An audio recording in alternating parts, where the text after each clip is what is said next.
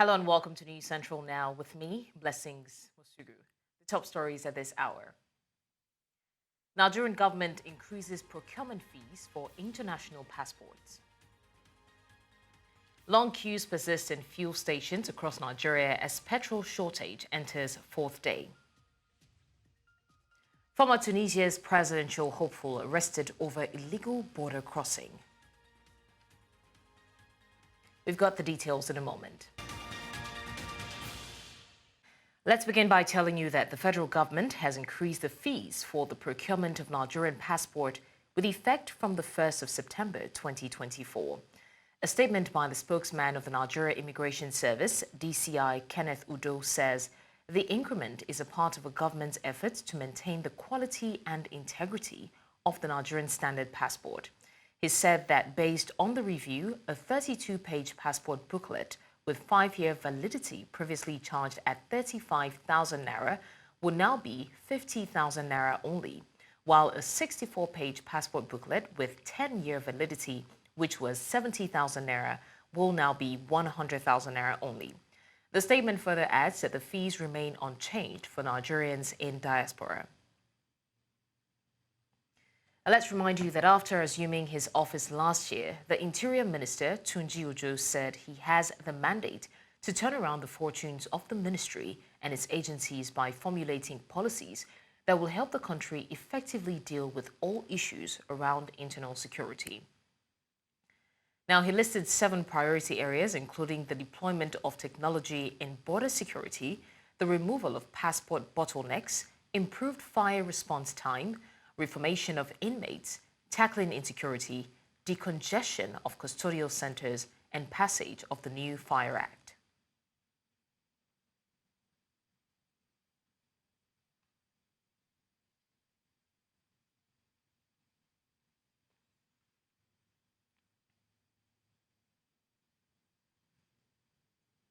Now, the former Vice President, Atiku Abubakar, has said that President Bola Tinubu has effectively mortgaged Nigeria's future to himself, his family, and associates to an extent that after he leaves office, it would be nearly impossible for the nation to break free from his shackles. Atiku, who was the People's Democratic Party presidential candidate in 2023, compared Tinubu's integration of his business interests into Lagos public enterprises to his efforts at the federal level in a statement yesterday by his media office in Abuja. Now, he expressed astonishment at the operations of the NNPC and how the government-owned oil company had put its retail arm under the control of OVH, a company in which Owando, led by Wale Tinubu, owns 49%. To political matters now, the minister of the Federal Capital Territory, Nyesom Wike, has dismissed claims that he is on the verge of joining the All Progressives Congress. The minister, during a media chat in Abuja, barred his mind on several issues, including the crisis in River State, South Nigeria, accusing the governor of willfully disregarding the laws of the state and refusing to obey court orders, barring him from several unconstitutional actions. Amadine Oyi reports. The media chat was an opportunity by the FCT minister of bearing his opinion on national issues, matters related to the crisis in the People's Democratic Party, and his impasse with the governor of Rivers State. He cleared the air on infrastructural development in satellite communities in the federal capital. In all the rural areas today, which has not been the case, you can't find roads. And how do you talk about agriculture when there's no road? How do you convey the produce? How? So we make sure that, look, if we're really talking about agriculture, there must also be road infrastructure. That's why if you go to the 6 area councils, go and see the openings. Go and see the openings. He also described the events in his native River State as impunity by the governor, accusing him of willfully disregarding several court orders, calling him to stop his actions. That you want to take control of a state. It's natural in politics. Is that why you should allow impunity? A court pronouncing that You did not bring budget. Whatever budget you said you have, it's not on the void. And you say we should fold our arms and then watch. Nobody should say anything. I have no problem. Let court make a pronouncement. He then dismissed questions, asking him of his intention to quit the People's Democratic Party, saying he will see the end of the crisis. I have told you that I don't want to wait for any fight. I will stay there. Where? I will fight it out. In the PDP? Yes. Who am I going to run for?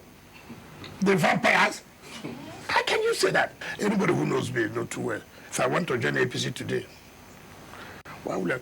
When I was there in PDP, didn't I say that, look, I will not support the presidential candidate? Did I do it secretly? All those people who are saying those things, did they bring one member that won election? I'm a PDP member. All right. The law must be followed before we go. But if you think that you can go and sit down somewhere and say you will do this, you cause crisis for yourself. All right. The minister says that the FCT is investing in agriculture and has concluded plans to go into large-scale cultivation of farmlands to boost food security. In Abuja for News Central, I am Amadin Uyi. And now back to the increase in price of passport procurement in Nigeria. To discuss more on this, we're joined by an associate professor of public law, Rivers State University, Professor Richard Nwokocha. Thank you so much, Professor, for joining us. All right, now... Thank you for having me. Good morning, a pleasure. Nigeria. Thank you for joining us on the news. Now, what are your thoughts on the legality of the Nigerian government's decision to increase passport fees without consultation or without legislative approval?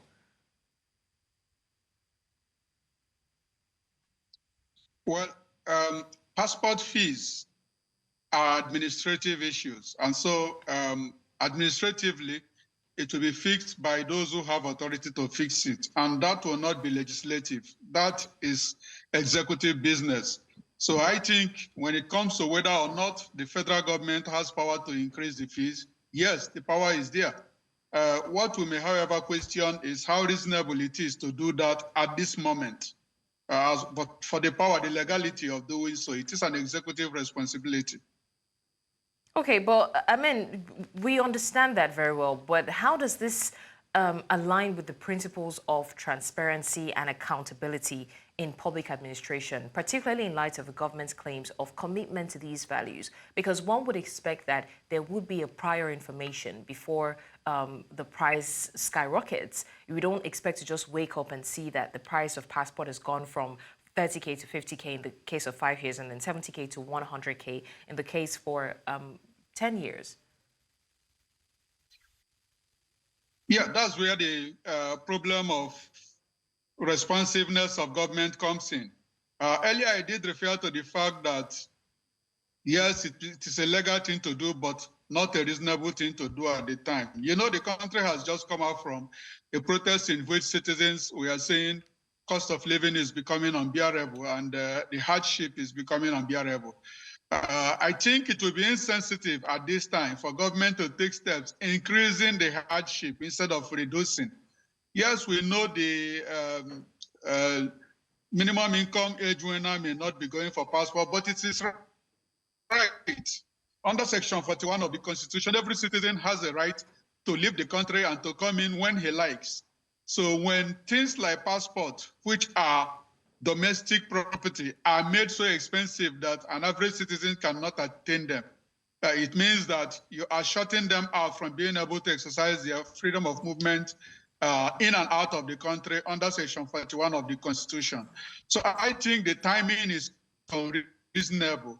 As for transparency, if it is legal, we cannot question the issue of transparency, but it will be unreasonable in that sensitization should have taken place. And in any case, the timing is generally wrong because this is a time when Nigerians are calling for things to be reduced, not time for things to be increased. So a responsive government will usually have taken steps, take it beyond this time, take it to a time when you have done some things to assuage the feelings of the people, and then you sensitize them on the need to increase it if it is necessary before you take such step.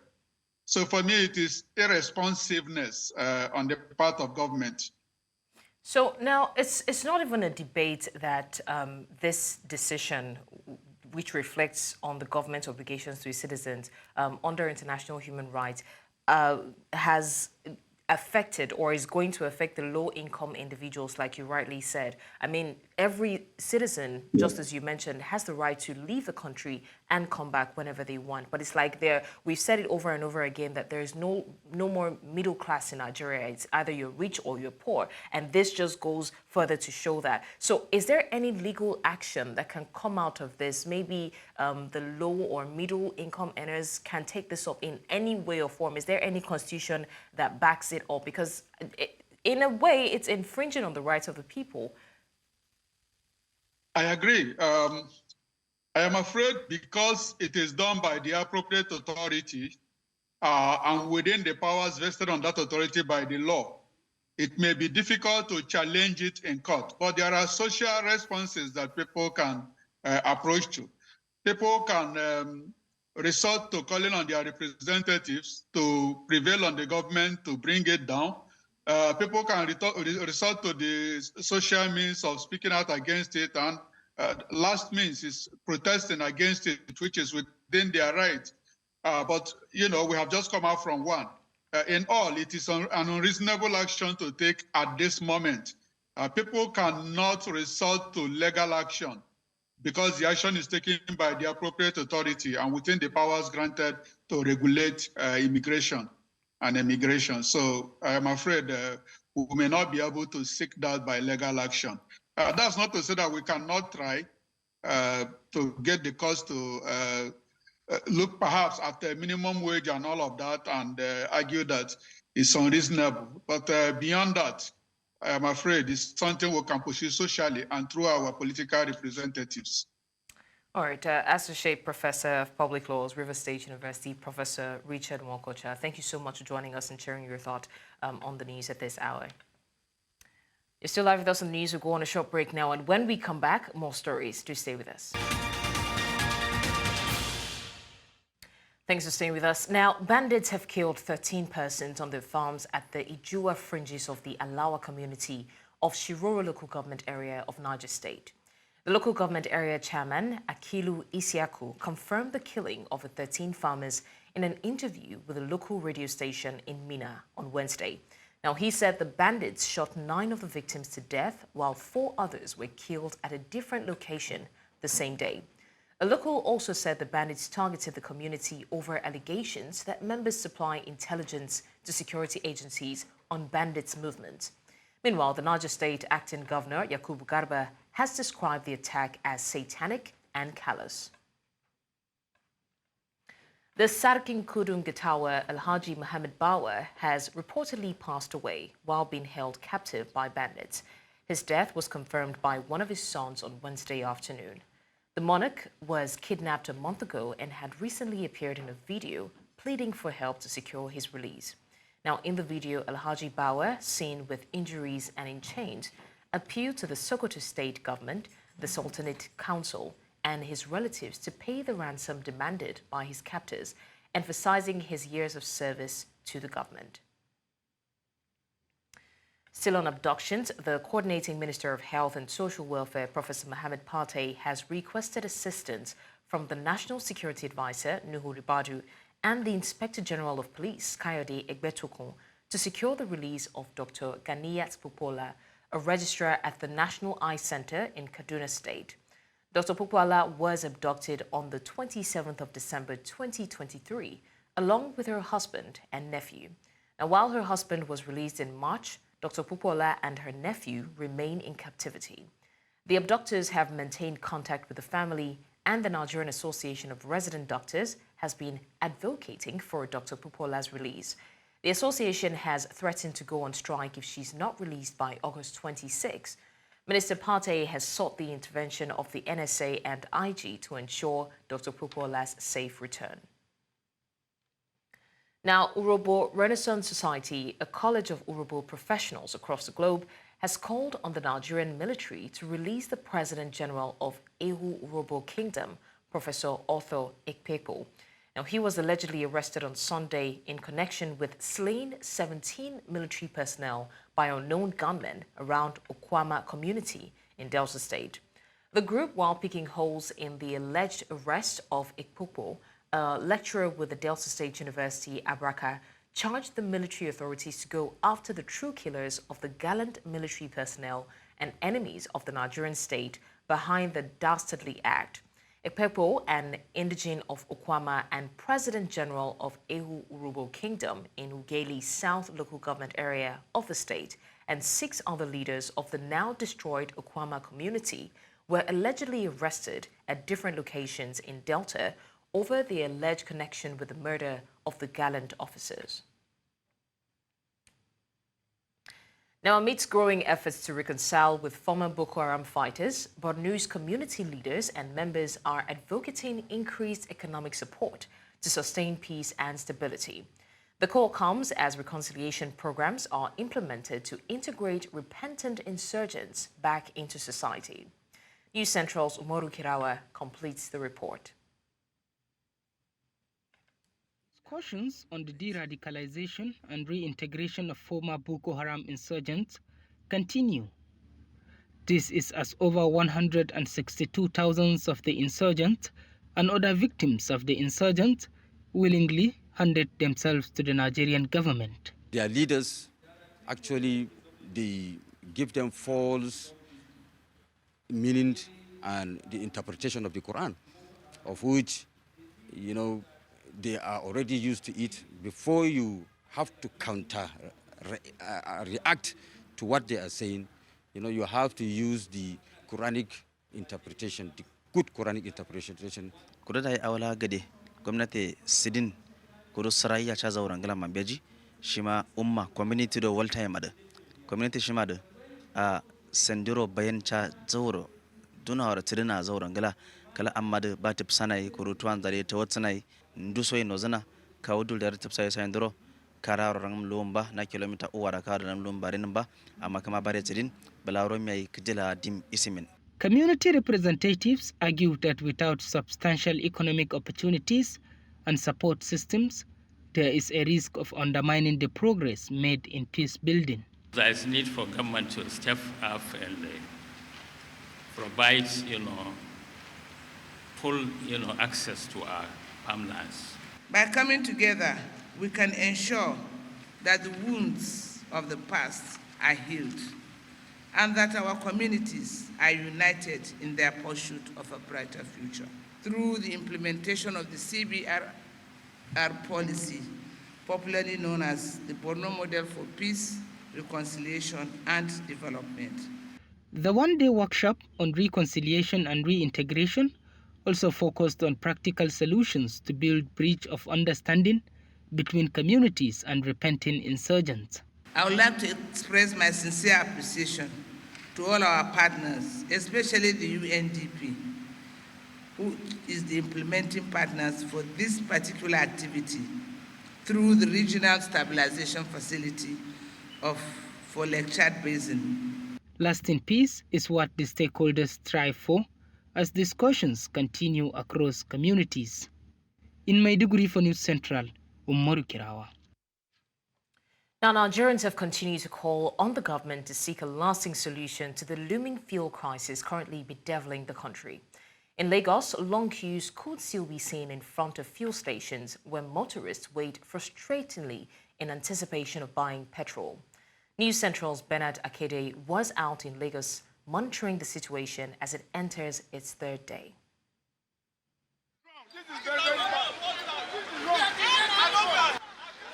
More frustration and anger on the faces of motorists and customers in Lagos trying to buy petrol as our coverage of the looming scarcity enters day 3.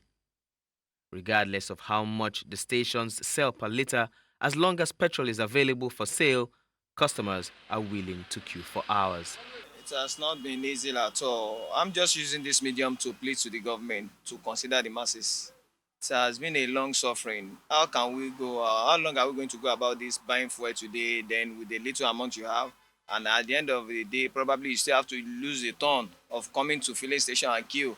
At least I've been here since 5 a.m. now. This is, what's this by the time now? This is 10 a.m. And I need to be on my duty to attend to people as well. But it has not been easy. We're using this medium to please, begging the government to consider the masses, to do whatever they can do to help us. This recent scarcity, which has now lingered off and on for about 6 weeks, has inflicted further hardship on the citizens. Some have complained that the unavailability of petrol and fluctuation of the price has gravely affected their businesses. Some are selling 900, 950. Yeah, I'll be here almost 1 hour now to get fuel. They have to do something about it. They have to. It's getting out of hand. It's not easy for everybody. It's not easy for us. People that you are carrying, they will not even be able to pay the money, because when you buy fuel of 900, 950, you can't make the money. So almost like a week now, I have not been driving my car. Just park the car at home. Earlier in the month, the Nigerian National Petroleum Company Limited, NNPCL, again attributed the scarcity to distribution and logistic challenges faced in the transfer of the product from mother vessel to daughter vessels. Though the NNPCL further urged motorists to shun panic buying as it was working round the clock with relevant stakeholders to restore normalcy, the situation on the ground suggests that motorists are running out of patience. Nigerians are now clearly frustrated with this off and on season of petrol availability, or in this case, unavailability. They are asking that regardless of how high the cost goes, they are willing to pay. All they ask is that the product remains steadily available. In Lagos for News Central, I'm Bernard Akede. Now, in a bid to address the healthcare needs of its vast uninsured population, Lagos State introduced a scheme tagged Ilera Eko, which has already enrolled over 1 million residents to bridge the existing gap and ensure equal access to affordable healthcare.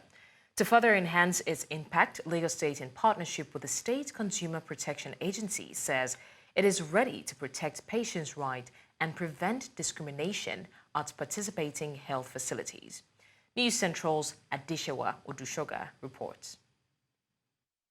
Following the executive order signed by the Lagos State Governor Babajide Sanwo-Olu, mandating a social health insurance scheme for all its residents, the state is seeking to raise more awareness with the Lagos State Health Scheme, under which the State Health Maintenance Organization (HMO) is operated, known as the Ilera Eko. Before now, only 3% of Nigerians had health insurance, most of which is provided by employers, covering just the formal sector. Since its introduction, the Lagos State Health Insurance Scheme has been plagued by ambiguity, leaving many with questions and concerns about its implementation and benefit. During a recent media briefing in Lagos, the Permanent Secretary of the Lagos State Health Management Agency, Emmanuela Zamba, highlighted details of the insurance scheme, emphasizing its importance in creating equal access to affordable healthcare in the state.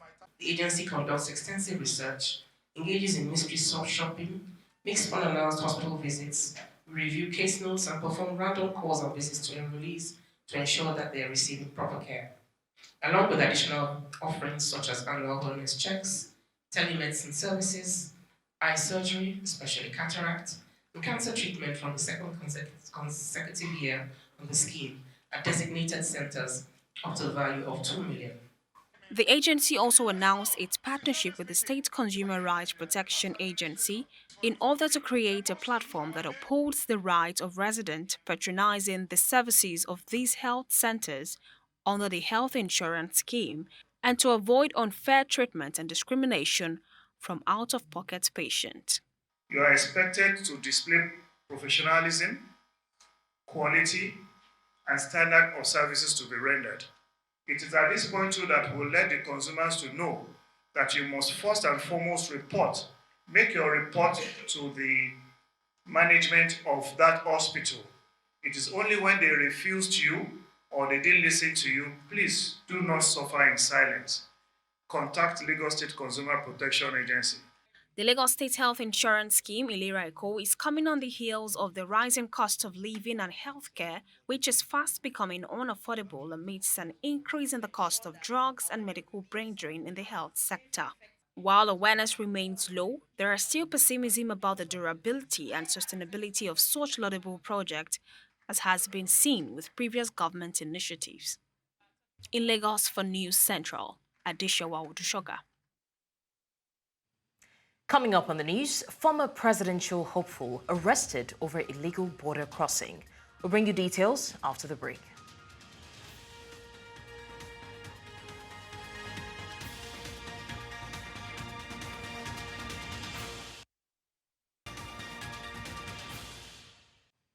Thanks for staying with us. Now, Kenyan police have offered a cash reward for information leading to the arrest of a suspected serial killer who escaped from a Nairobi police cell. Police launched a manhunt on Tuesday after Collins Jumaisi, who is accused of murdering and dismembering dozens of women, broke out of a police station in an upmarket area of the Kenyan capital, along with 12 Eritreans. Now, 5 officers appeared in court on Wednesday, suspected of aiding Jumaisi's escape, and have been freed on about $1,500 bond, despite prosecutors seeking an order to keep them in custody for 14 days. The 33-year-old Jumaisi was arrested last month after the gruesome discovery of a number of mutilated female bodies in a rubbish dump in Mukuru slum area in the Kenyan capital, Nairobi. A civil rights group, AfriForum, is demanding an urgent investigation into a shocking incident in Mpumalanga where 95 Libyan nationals allegedly linked to a militant group were found undergoing military training at an illegal camp in White River. These individuals reportedly entered South Africa on fraudulent visas issued by the South African embassy in Tunis. Now, AfriForum highlights this as a severe failure of government agencies, particularly the Department of Home Affairs and the Department of International Relations. The civil rights group is concerned about the involvement of South African officials in allowing these militants to enter the country, calling it a direct threat to national security. And now joining us on the news to discuss this is Chief Spokesperson for Community Safety AfriForum, Jack Broderick. Thank you, Jack, for joining us. Good afternoon. Thank you very much for the invitation. Good afternoon to you too. My pleasure. Now, Jacques, what exactly are the key actions that AfriForum believes the South African government should take immediately to secure the country's borders and as well prevent similar incidents from happening? Well, I think that's a very broad discussion. South Africa's border control is in a dire straits, to put it lightly, in general. But if we look at this specific case, I think what immediately needs to happen is that a full-scale independent investigation has to be launched into this. So we have seen government come forward and say that they have started a multi-pronged investigation to find out how this exactly happened. But it needs to be very thorough. It needs to be independent. Civil society organizations need to get involved to monitor the process, to make sure that it's transparent, because unfortunately we know that the South African government has a track record of not acting on corruption issues because so many top officials are involved in those dealings. Right. And how confident is AfriForum at this moment that an independent investigation into this matter would be free from political influence? And that's why it should be independent. How do you suggest ensuring this? Yeah, we're not very confident at this stage at all that it will be totally free from political influence. And that's why it's important to get non-political parties, non-political players involved in the investigation. People like AfriForum, for instance, and other civil rights organizations need to be kept in the loop with what's happening in this investigation. It needs to be absolutely transparent. We need to see what's going on, how the investigation is proceeding, and where this investigation leads, because it cannot be that it can stop at one government official in Tunis. There is a reason why that embassy was selected to be infiltrated. There's a reason why those militants got all their visas issued from there, why it was easy to do it from there. So this is going to be a very broad investigation, and transparency is going to be absolutely key. So without trying to project, we are trying to ensure that these kind of breaches do not happen again in the future. Now, what specific reforms does AfriForum propose for the Department of Home Affairs and, of course, the Department of International Relations to prevent future occurrences of such breaches? Unfortunately, there is a culture in the South African government of non-accountability, especially when it comes to corruption, and that needs to stop now. There needs to be accountability. When people make themselves guilty of these types of actions and they get involved in corruption, they need to get fired, they need to get prosecuted, there needs to be criminal processes put in place for that. And that is something that the South African government tends to ignore. We've seen this happen in the past with ambassadors, for instance, that cause a muck abroad, and then they simply get shipped to a new embassy in another country with absolutely no consequences. And that has created a culture that is perpetuating these issues, that is ultimately leading to the decline of the country and the threat to our national state of security. Now, in your view, Jacques, how does this incident reflect on the broader issue of corruption within South Africa's government agencies, and what long-term solutions does AfriForum advocate for?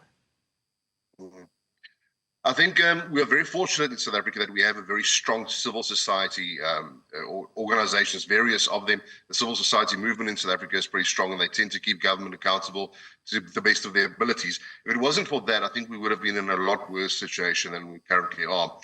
Because as I mentioned before, we have unfortunately created this culture of corruption and culture of incompetence and unaccountability that the government has been fostering, because most top politicians are involved in things that they don't need to be, shouldn't be involved in, and therefore they protect each other and they look out for each other. So we're going to have to keep on fighting this fight from civil society's side, and the good, honest, hardworking people are still left. Need to keep on fighting this fight, and we need to put an end to this culture of corruption that has been created. All right, Chief Spokesperson for Community Safety, AfriForum, Jacques Broderick, thank you so much for joining us. Thank you very much. My pleasure. Now moving to more stories. In North Africa, a Tunisian former parliamentarian who tried to stand in upcoming presidential elections before dropping out has been placed in pre-trial detention after allegedly crossing the border with Algeria illegally. Safi Said, a former journalist and a vocal opponent of Tunisian President Kais Saied, was sentenced to 4 months in prison last June for forging ballot signatures in the 2014 presidential elections.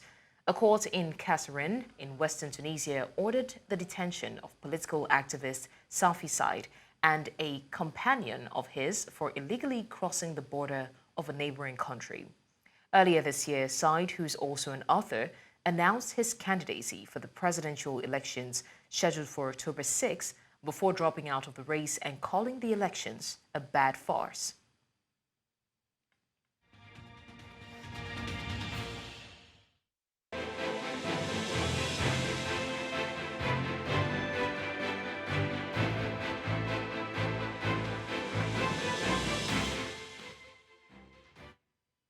And now to U.S. elections. The Democratic Party's vice presidential candidate Tim Walz formally accepted his nomination at the party's convention in Chicago.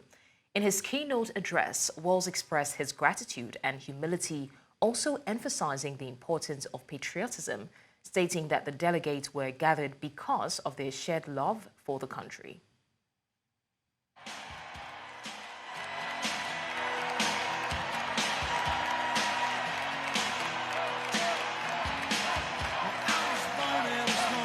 When our daughter was born, you know, you might not know it, but I haven't given a lot of big speeches like this. But I have given a lot of pep talks. So let me finish with this, team. It's the fourth quarter. We're down a field goal. But we're on offense and we've got the ball. We're driving down the field. And boy, do we have the right team. Kamala Harris is tough. Kamala Harris is experienced, and Kamala Harris is ready. Our job for everyone watching is to get in the trenches and do the blocking and tackling.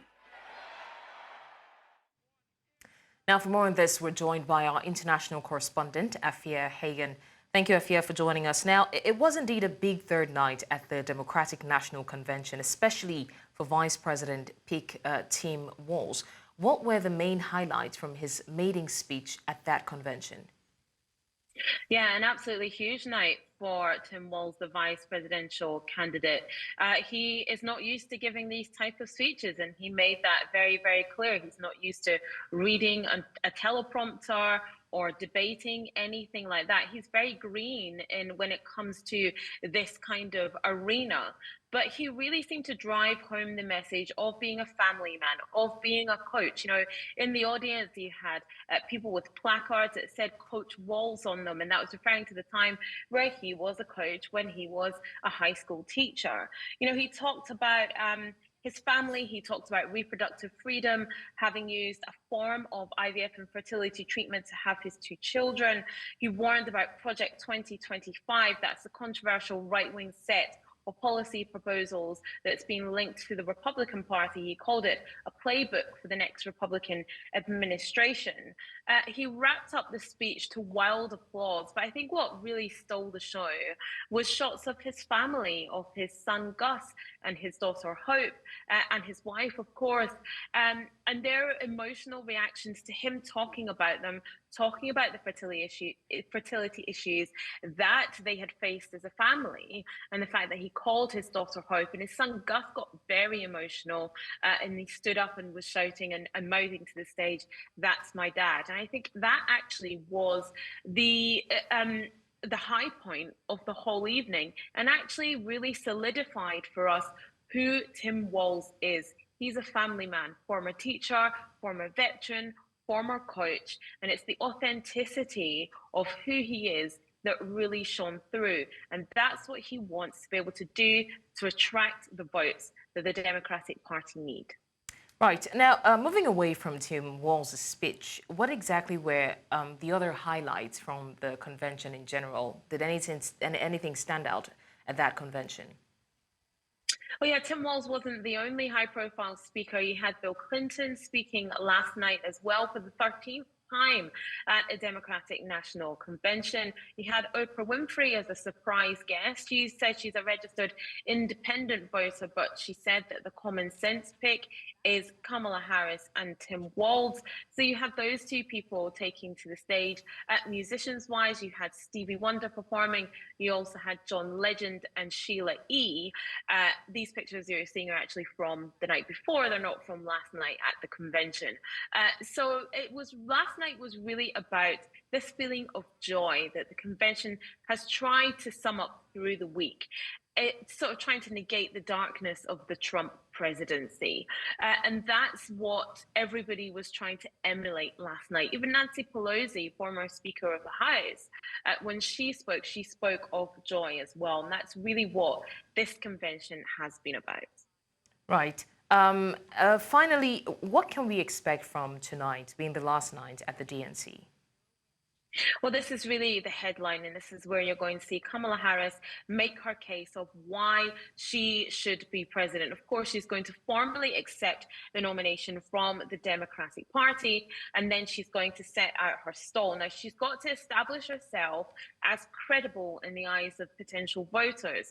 She's got to set herself apart from Joe Biden and his presidency and show voters why she's going to do things differently and why it's going to be new and better under her. Remember, she has had quite an uneven performance in the vice presidency. So she's got to separate herself from that as well, keep bringing that joy, keep bringing the vibes, as the Democratic Party say, but also confidently and concisely set out the stall of why she's going to make a good president. Good vibes are only going to get you so far. It's now about solid policies, and that's what voters will really want to hear this evening. Right, News Central international correspondent Afia Hagen, thank you so much for giving us update. We're going to a short break now, and when we come back, we go to sports stories. Stay with us.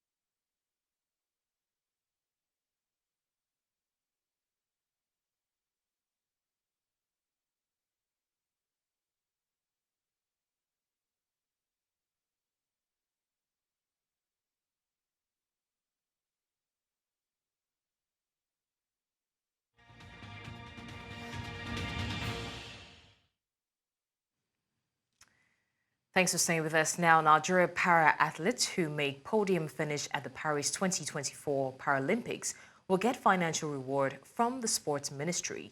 This was announced on Wednesday by the Secretary General of the Paralympic Committee of Nigeria, PCN, Suleiman Issa. He said that the Minister of Sports, John Eno, has promised monetary rewards to the athletes in order to boost their morale. Now, every gold medalist will get $15,000, silver medalist will go home with $10,000, and bronze medalist $5,000. Team Nigeria athletes are currently on a training tour of Germany preparing for the games. Nigeria will participate in 4 sports: athletics, badminton, powerlifting, and para-table tennis. Now, it will be recalled that Team Nigeria para-athletes won 10 medals at the last games held in Tokyo, Japan in 2020. Still in sports, Nigeria's Tobi Amusan, who did not qualify for the final of the women's 100-meter hurdle at the Paris 2024 Olympics, has another chance to shine at the Rwanda Diamond League in Lausanne, Switzerland today. Now, although Amusan was expected to win her first Olympic medal, she did not make it to the final, where the race was won by Masai Russell from the United States. Today's race will feature tough competition, including Amusan's longtime rival Jasmine Camacho Quinn from Puerto Rico, who took bronze in Paris, and silver medalist Serena Samba Mayela. Other big names include former world record holder Kenny Harrison and current world champion Danielle Williams. The stakes are high as no athlete has secured a spot in the Diamond League final yet. The Rwanda Diamond League is a prestigious one-day athletics series with 15 top events. Athletes compete for points at 14 meetings to qualify for the finals, which will be held in Brussels on the 13th and 14th September. Host Rwanda booked their ticket to the semi-finals of the 2026 FIBA Women's World Cup pre-qualifiers after handing giant Argentina a 58-38 humbling defeat on Wednesday night. President Paul Kagame and First Lady Jeanette attended the match, which attracted massive crowds at the BK Arena. Former Washington State University star Bella Murekatete recorded her second straight double-double in the ongoing qualifying tournament, this time scoring 18 points and 18 rebounds. Rwanda will be back in action on Thursday, August 22nd, when they play their final Group D game against Great Britain. Now, Kigali is hosting both Group C and D World Cup pre-qualifiers. Group C comprises Hungary, Senegal, Brazil, and the Philippines, while Group D consists of Argentina, Lebanon, Great Britain, and host nation Rwanda.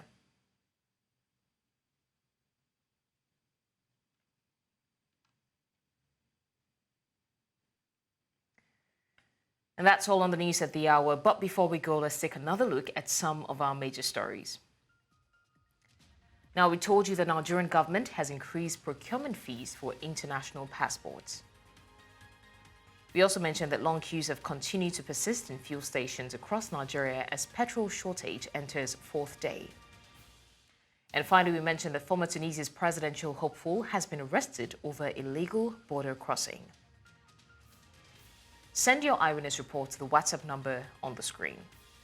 Also, do also follow us on social media. We are at News Central TV. You can watch News Central live on DSTV, channel 422, StarTimes, channel 274, Avo TV, and YouTube. Many thanks for watching. I'm Blessings Mosugu.